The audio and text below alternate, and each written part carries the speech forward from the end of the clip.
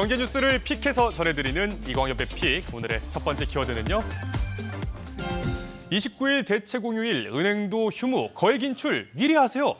27일 부처님 오신 날의 대체공휴일로 29일이 지정되면서 다음 주 월요일엔 대부분 금융회사와 금융시장이 쉬게 되는데요. 혹시 이날 부동산 매매 대금 지급 등 거액의 자금이 필요한 분들은 미리 필요한 만큼 인출해 두거나 인터넷 뱅킹 이체 한도를 상향해 두셔야겠습니다. 또 은행이나 보험회사 대출금 상환이 29일인 분들은 이자 부담 없이 30일로 하루 연장된다네요.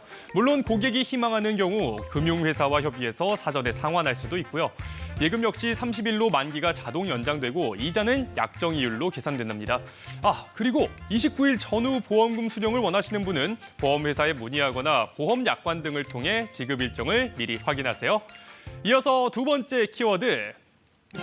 안전성 평가에서 최고 등급 받은 항공사는 어딜까요? 국토교통부가 국적항공사 10곳과 외국적 항공사 16곳, 주요 국제공항 6곳을 대상으로 2022년 항공교통서비스 평가 결과를 발표했는데요.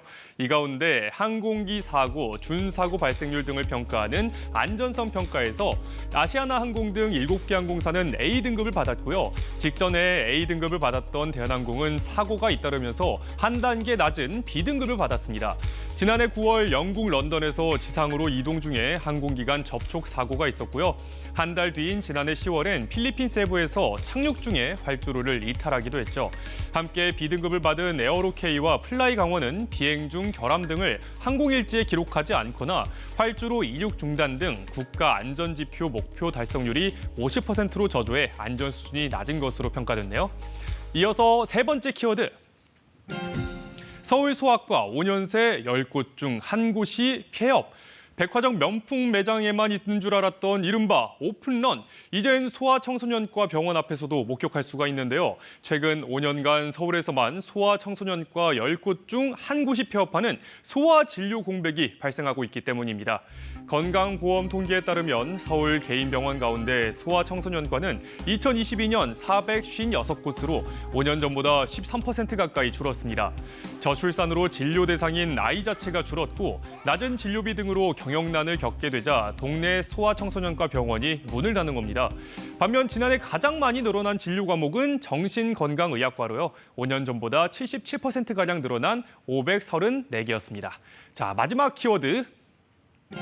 마약 탐지 훈련견의 가족을 찾습니다. 관세청에서 마약 탐지 훈련견 14마리를 민간에 분양하기로 했습니다. 탐지 기본 훈련은 이수했지만 최종 양성 훈련에서 합격하지 못한 훈련견들인데요. 바로 이 아이들입니다.